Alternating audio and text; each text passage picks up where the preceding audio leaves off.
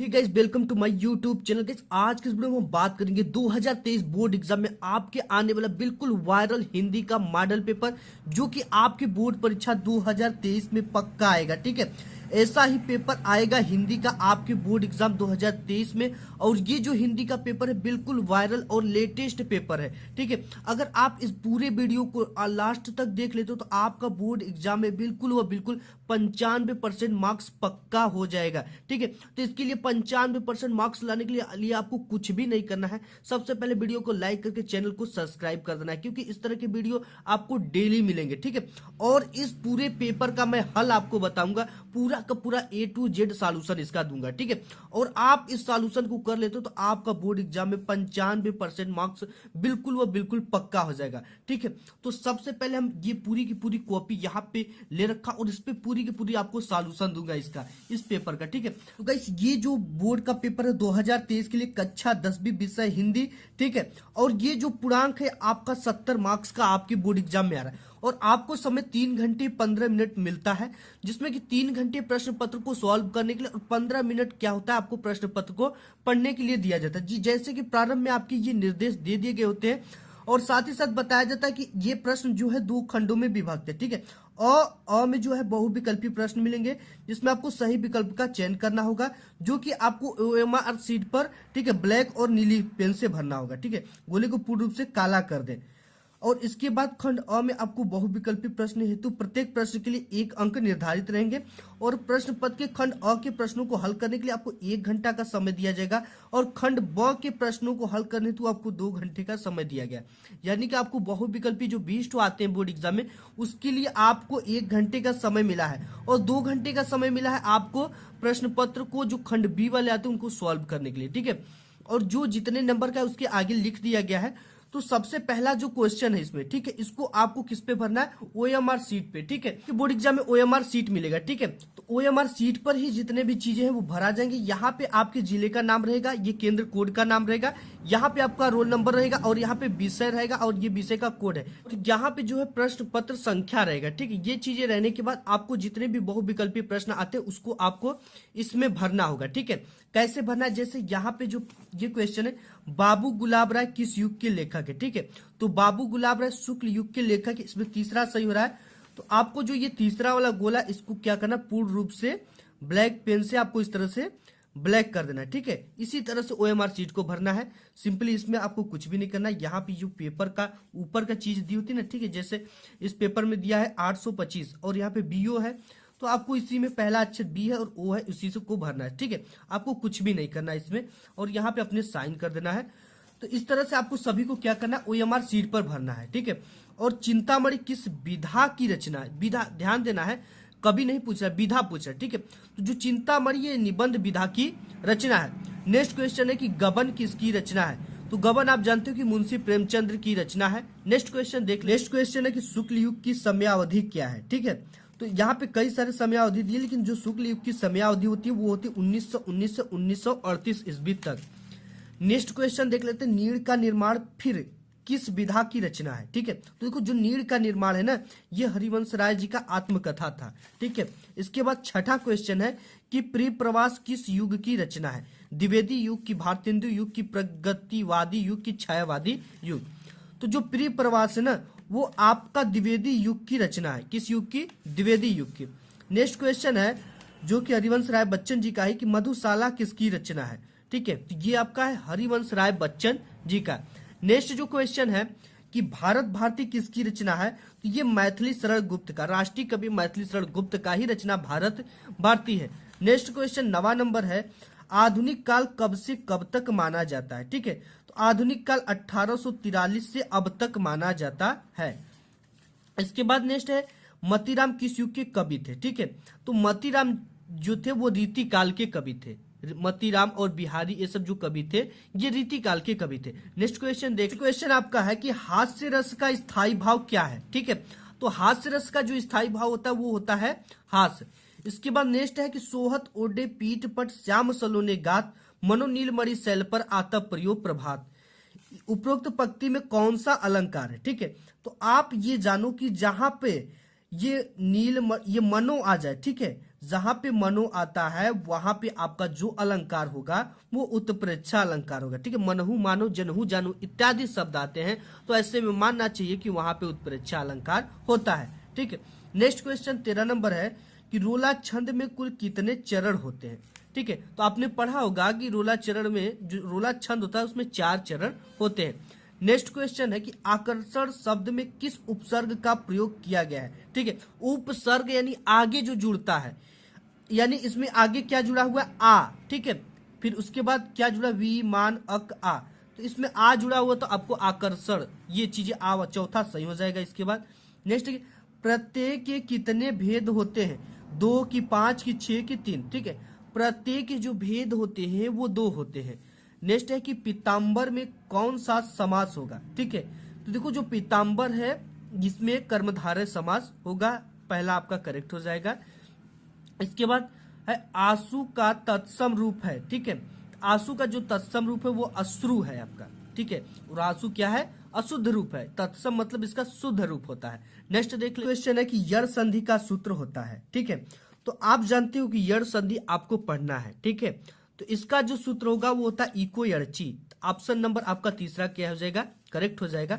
इसके बाद फलस से शब्द का वचन एवं विभक्ति है। ठीक है, तो ये फलस से जो आपका वचन एवं विभक्ति है वो खष्टी विभक्ति एक वचन का हो जाएगा। ठीक है, तो ये हो गया। इसके बाद है अपठत धातु का वचन एवं पुरुष है।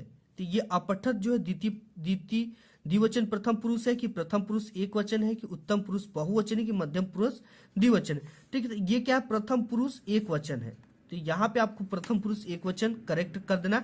तो आप इसको सॉल्व करते हो तो आपको यहाँ पे टोटल 20 नंबर मिलते हैं, जो कि आपको एमआर सीट पे भरना है और आपकी ओएमआर सीट कंप्यूटर से चेक होगी। ठीक है, इसके बाद क्या आता है, वर्णनात्मक प्रश्न खंड बी आता है। ठीक है, ये वर्णनात्मक प्रश्न के अंतर्गत पूछा जाता है आपके बोर्ड एग्जाम में, और यहाँ पे देगा कि निम्नलिखित गद्यांश पर आधारित 3 प्रश्नों के उत्तर दीजिए, जिसके लिए आपको टोटल का टोटल 6 नंबर मिलने वाले हैं। इसके नीचे 3 क्वेश्चन देंगे, तीनों क्वेश्चन 2-2 मार्क्स के रहेंगे, तो टोटल मार्क्स कितने हो जाएंगे आपके, 6 मार्क्स हो जाएंगे। ठीक है, तो यहाँ पे एक दे रखा है पद, आपका गद्य दे रखा है, यह कोई बात नहीं कि एक स्वभाव और रुचि के लोग में मित्रता हो सकती है, समाज में विभिन्नता देखकर लोग एक दूसरे की ओर आकर्षित होते हैं। तो आज के इस वीडियो में हम बात करेंगे कि आपको सही तरीका क्या है गद्यांश और पद्यांश को सॉल्व करने का और पूरे प्रश्न उत्तर को लिखने का। ठीक है, तो सबसे पहले ये चीजें दे देंगे, इसके बाद देगा उपयुक्त गद्यांश का संदर्भ लिखिए, गद्यांश के रेखांकित अंश की व्याख्या कीजिए, और इससे रिलेटेड एक क्वेश्चन है जो कि नेक्स्ट पेज पे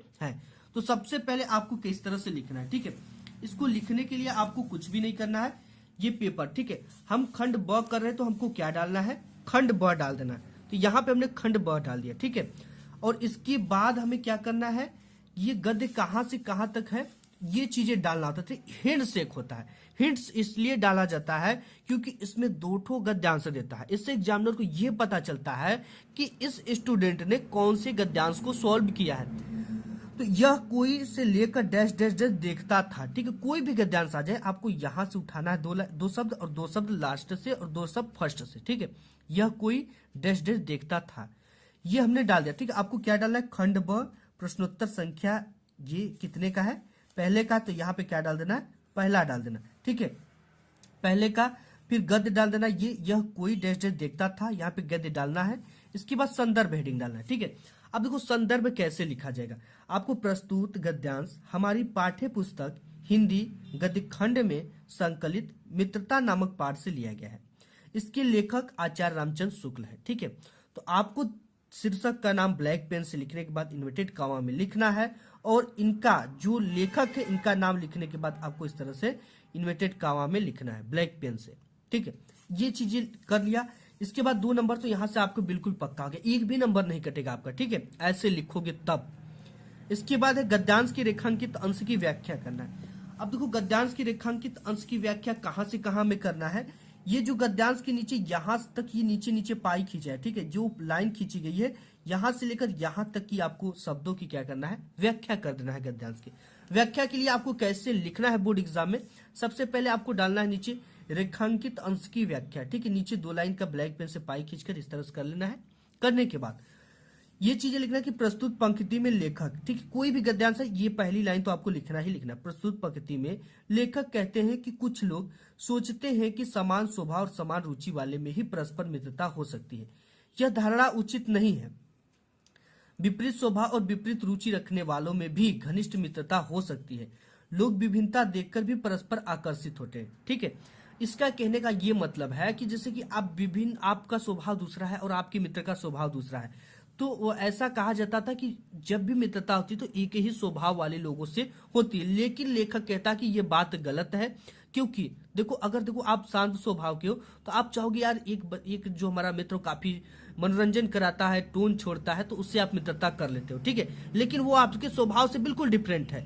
यही चीजें लेखक इसको स्पष्ट करना चाहता है कि ऐसा नहीं है, ये धारणा गलत है। डिफरेंट मतलब कि विचारधाराओं वालों से भी मित्रता हो जाती है, ठीक है। ये तो आपके पेपर में आएगा ही आएगा। फिर एक क्वेश्चन आपकी बोर्ड एग्जाम में ये देगा, इसके तीसरा, लेखक के अनुसार समाज में विभिन्नता देखकर लोग एक दूसरे की ओर क्यों आकर्षित होते हैं, ठीक है। तो इसी हमने पेपर में लिखा है इसका उत्तर कि तो यही है कि लेखक के अनुसार समाज में विभिन्नता देखकर अपने अभाव को भरने के लिए विपरीत गुणों की तरफ लोग आकर्षित होते हैं। मतलब जो उनके अंदर अभाव है, जैसे उनके अंदर हंसाने लायक कुछ चीजें नहीं है, वो लोगों को खुश नहीं कर सकते, लोग टोन नहीं छोड़ पाते, तो क्या करते कि यार वो बहुत अच्छा टोन छोड़ लेता है, मजाक कर लेता, हंसी कर लेता, थोड़ा उससे मित्रता कर लिया जाए, ठीक है। तो यही मतलब है कि लेखक के अनुसार समाज में विभिन्नता देखकर अपने अभाव को यानी अपने कमियों को पूरा करने के लिए, भरने के लिए विपरीत गुणों की तरफ लोग आकर्षित होते हैं। नेक्स्ट देख लेते हैं इसमें अथवा, ठीक है। अथवा में फिर आपको देगा, ये एक आपको गद्यांश देगा, ठीक है। हे भगवान, तब के लिए विपद के लिए इतना आयोजन, परम पिता की इच्छा के विरुद्ध इतना साहस, पिताजी क्या भीख न मिलेगी, ठीक है। ये जो है आपका आपके ही पाठ से, ममता वाले से लिया गया, जिसके लेखक जयशंकर प्रसाद है, ठीक है। तो इसका मैं नहीं बताऊंगा, एक ही का आपको बताया हूं, ठीक है। इसी तरह से आपको इसको भी करना है। इसके बाद नेक्स्ट जो है, दिए गए पद्यांश पर आधारित 3 प्रश्नों का उत्तर दीजिए, ठीक है।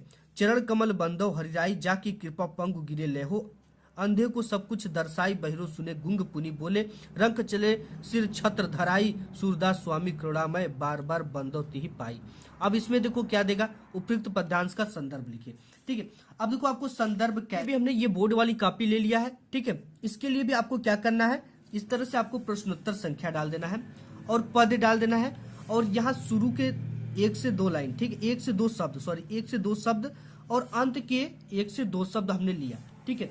चरण कमल डैश डैश तिहि पाई, ये एक हिंट्स होता है, हिंट्स को डाला जाता है, ठीक है। इसे एग्जामिनर समझ जाता है कि आपने किसको सॉल्व किया है। तो इसमें फिर पहला क्वेश्चन 2 नंबर का दे देता है कि संदर्भ लिखिए, ठीक है। संदर्भ आपको कैसे लिखना है, ये देखो, संदर्भ हेडिंग डाल देनी है।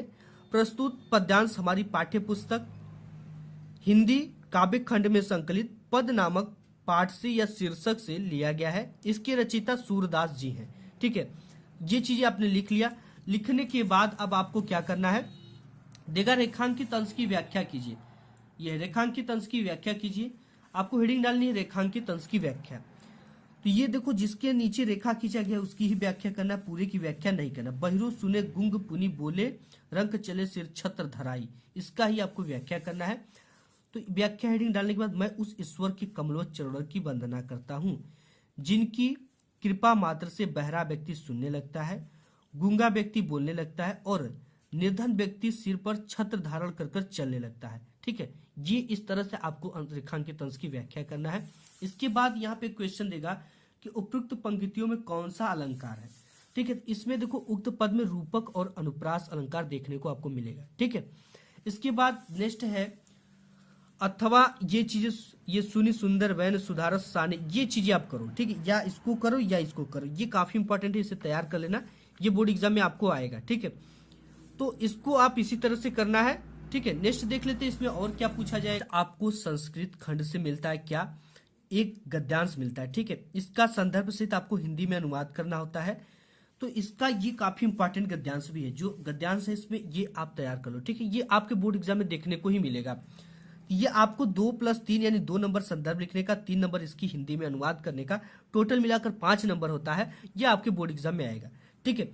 तो इसके लिए भी ऐसा नगरी भारतीय संस्कृति संस्कृत भाषायश्च केंद्र असलम अस्ति इत एवं संस्कृत वांगमस्य संस्कृतस्य आलोक सर्वतः प्रसृता, ठीक है। ये चीजें है, ठीक है।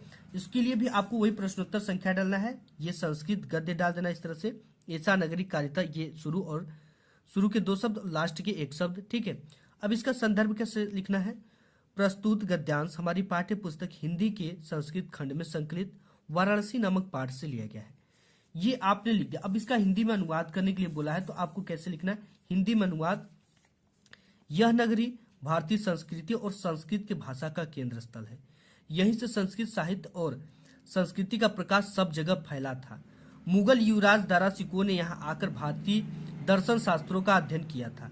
वह उनके ज्ञान से इतना प्रभावित हुआ कि उसने उपनिषदों का अनुवाद फारसी भाषा में करा दिया। ठीक है, तो ये इस तरह से आपको लिखना, तो पूरा का पूरा नंबर मिलेगा, एक भी नंबर आपको नहीं कटेगा। नेक्स्ट है एक, अगर ये नहीं आता तो इसको करना होता है। ठीक है, तो आप इसको करो चाहे इसको आपको स्वयं कर लेना है।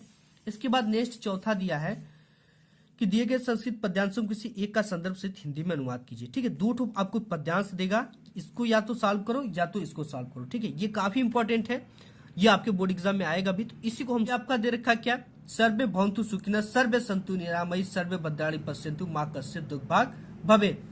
तो इसका भी उसी तरह से प्रश्नोत्तर संख्या डाल देना है, ये संस्कृत पद डाल देना, हिंट्स शुरू के 2 शब्द, लास्ट के 1 शब्द। ठीक है, संदर्भ हेडिंग, प्रस्तुत श्लोक हमारी पाठ्य पुस्तक हिंदी के संस्कृत खंड के अंतर्गत भारतीय संस्कृति नामक पाठ से लिया गया है। ठीक है, इसके कोई रचयिता उचिता नहीं होते हैं।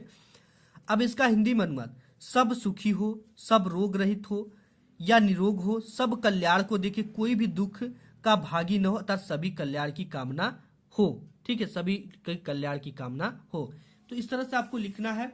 इसके बाद ये जो चीजें होती है ये आपके जिला वाइज होती है। ठीक है, आप अपने जिले का नाम जरूर से जरूर कमेंट में बताइए, मैं बता दूंगा कि आपके जिले में क्या पढ़ाया जाएगा। ठीक है, और जो सबसे ज्यादा कमेंट रहेगा जिस जिले का, उसका मैं पूरा का पूरा सॉल्यूशन सही तरीके से करा दूंगा। ठीक है, तो इसमें आपको जिला वाइज ही होता है, यहाँ तक पूरा आपके जिले में जो होता है वो आप अपने जिले का केवल नाम कमेंट में जरूर बताइएगा। छठा है, दिए गए लेखकों से किसी एक का जीवन परिचय लिखते हुए उनकी एक प्रमुख रचना का उल्लेख कीजिए। तो इसमें डॉक्टर राजेंद्र प्रसाद, जयशंकर प्रसाद, आचार्य रामचंद्र शुक्ल। ठीक है, काफी इंपॉर्टेंट है। तो हम इसमें जयशंकर प्रसाद जी का देख लेते हैं, तो ये हम दूसरा देख रहे हैं। ठीक है, तो यहाँ पे आपको डालना प्रश्नोत्तर संख्या 6 का क, और दूसरा करे तो दूसरा, और जयशंकर प्रसाद हेडिंग डाल देना। तो जयशंकर प्रसाद का जो जन्म हुआ था वो काशी के एक प्रतिष्ठित वैश्य परिवार में सन 1889, ठीक है, कुछ लोग 90 भी मानते हैं, में हुआ था। इनके पिता का नाम देवी प्रसाद था तथा माता का नाम मुन्नी देवी था। ठीक है, इसमें ध्यान क्या देना है और टॉपर तरीका क्या है सही लिखने का कि नंबर न कटे। आपको इसमें सबसे पहले इनके जन्म और इनकी मृत्यु और इनकी कुछ रचनाएं और इनकी कुछ जो इन्होंने अपनी जिंदगी में हासिल किया है उसको ब्लैक पेन से लिख देना है। ठीक है, यहाँ पे जिससे हमने जन्म लिखा है, यहाँ पे इनके माता जी का नाम, यहाँ पे इनके पिताजी का नाम। बचपन में ही पिता का मृत्यु हो जाने के कारण जयशंकर प्रसाद की प्रारंभिक शिक्षा घर पर हुई। घर पर ही इन्होंने हिंदी, संस्कृत, उर्दू, फारसी भाषा का गहन अध्ययन किया।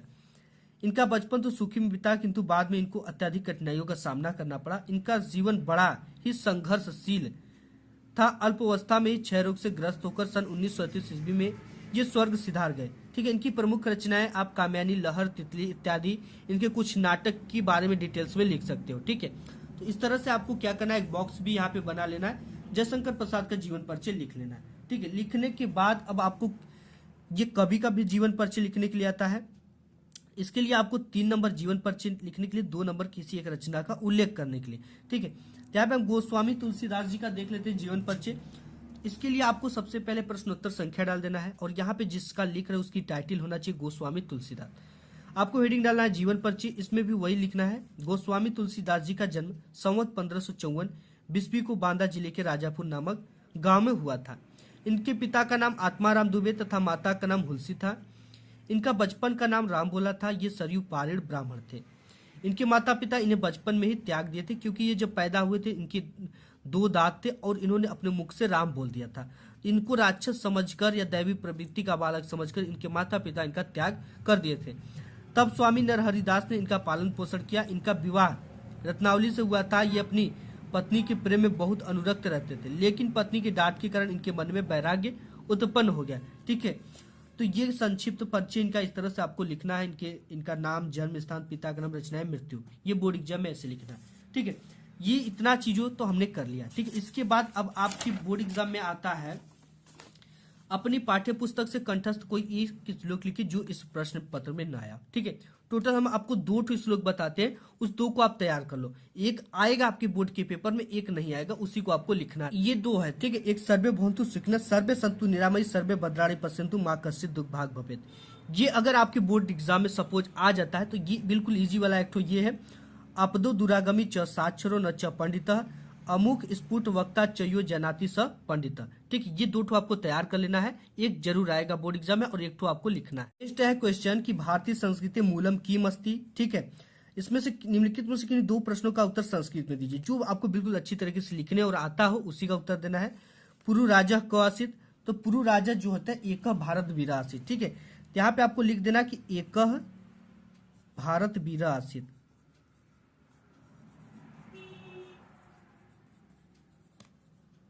इस तरह से लिखना, पुरु राजा एक भारत वीर आसित। चंद्रशेखर क आसित, चंद्रशेखर एक क्रांतिकारी च देशभक्त आसित। वीर केन पूजित, वीर वीरेण पूजित। ठीक है, तो इसमें ये हो गया। और इसके बाद है पर्यावरण संरक्षण के उपाय। निबंध जो आपके बोर्ड एग्जाम में आएगा वो 9 नंबर का आएगा टोटल, और 9 नंबर कैसे पाना बोर्ड एग्जाम में ये मैं बताऊंगा। और दूसरा है आतंकवाद का कारण एवं निवारण। ये काफी इंपॉर्टेंट है, आतंकवाद का कारण एवं निवारण। तो इस वीडियो में हम आतंकवाद का कारण एवं निवारण देखेंगे। इसमें दूसरा जो है काफी इंपॉर्टेंट है, तो इसी को देखेंगे। तो इसके लिए आपको प्रश्नोत्तर संख्या 9 है, तो 9 यहाँ पे क्या कर देना है, डाल देना है। ठीक है, डालने के बाद उसकी हेडिंग डाल देना आतंकवाद कारण एवं निवारण। ठीक है, सबसे पहले आपको रूपरेखा लिखना है इस तरह से। रूपरेखा में जो कि एग्जामिनर यही सब चीजें देखकर आपको नंबर देते और काटते हैं। ठीक है, प्रस्तावना, आतंकवाद का अर्थ, आतंकवाद का कारण, आतंकवाद की समस्या का निवारण, उपसंहार, इन टॉपिक पे मैं बात करने वाला हूं टोटल। तो सबसे पहले प्रस्तावना की बात करेंगे। तो आतंकवाद हिंसा का एक ऐसा गैर कानूनी तरीका है जो लोगों को डराने धमकाने के लिए आतंकवादियों द्वारा प्रयोग किया जाता है। आतंकवाद लगभग दुनिया के सभी देशों में विस्तार रूप ले रहा है। हमारा भारत देश भी कई सालों से आतंकवाद से लड़ रहा है। ठीक है, ऐसा कोई भी देश नहीं है जो आतंकवाद से ग्रसित ना हो या अछूता रह गया हो। नेक्स्ट इसमें हेडिंग जो है देख लेते हैं। आतंकवाद का देखो अर्थ क्या होता है। कुछ लोगों के समूहों द्वारा अन्यायपूर्ण और हिंसात्मक गतिविधियों को अंजाम देने की प्रक्रिया को ही आतंकवाद कहते हैं। और जो लोग आतंकवाद फैलाते हैं या आतंकवाद का साथ देते हैं उन्हें आतंकवादी कहते हैं। ठीक है, तो आपको ऐसे ही लिखना है हेडिंग डालकर, और जो चीजें मेन है उसे ब्लैक पेन से लिखना है। इसके बाद आतंकवाद का कारण। आज हमारे देश में तेजी से बढ़ती जनसंख्या, गरीबी, बेरोजगारी, भूखमरी आदि के कारण ही लोग इनसे परेशान होकर आतंक का रास्ता अपना लेते हैं। प्रत्येक राष्ट्र एक दूसरे के प्रगति पथ पर गतिरोधक उत्पन्न करते हैं। ठीक है, देखो हमारे देश में जो जनसंख्या बढ़ रही है वो काफी विकराल रूप धारण कर चुकी है, और इससे काफी बेरोजगारी हमारे देश में उत्पन्न हो रही है। इस बेरोजगारी को देखते हुए जब लोगों को कुछ नहीं समझ में आता, काफी अच्छे पढ़े लिखे लोग भी देखते हैं कि हम आतंकवाद में चले जाते हैं। ठीक है, और इसका ये जो आतंकवाद में जो चले जाते हैं उनके ब्रेन सब वाश कर देते हैं, और उनको देश के बारे में कोई चिंता ही नहीं रहती कि वो अपने लोगों के साथ क्या कर रहा है या देश के प्रति क्या सोच रहा है। ठीक है, इन सब चीजों से कैसे बचा जाए और इसका निवारण कैसे किया जाए वो हम देखेंगे। ठीक है, तो नेक्स्ट हेडिंग में यही चीजें हैं, आतंकवाद की समस्या और निवारण। ठीक है, ये हेडिंग डालना है आपको। भारत सरकार ने आतंकवादियों की गतिविधियों को बड़ी गंभीरता से लिया है। भारत की संसद ने आतंकवाद विरोधी विधेयक पारित कर दिया है। इसके अंतर्गत आतंकवादी गतिविधियों में लिप्त रहने वाले व्यक्तियों को कठोर दंड देना भी जरूरी है। आतंकवाद को रोकने के लिए जनता को भी शिक्षित होना जरूरी है। ठीक है, ये हो गया। इसके बाद आपको लास्ट हेडिंग जो है उपसंहार डालना है। ठीक है, उपसंहार में क्या लिखना है कि आतंकवाद और भारत क्रमशः मृत्यु और जीवन जैसे एक दूसरे के सामने खड़े हैं। यदि हम चाहें कि हम और हमारा देश शांति में रहे और अहिंसा के पथ पर चले, तो जन जन का यह नैतिक कर्तव्य है कि वे आकर आतंकवाद की विरुद्ध आवाज को उठाएं। ठीक है, आज की वीडियो में बस इतना ही। अगर वीडियो पसंद है तो वीडियो को लाइक जरूर कर दीजिएगा। मिलूंगा एक नेक्स्ट वीडियो, तब तक के लिए धन्यवाद।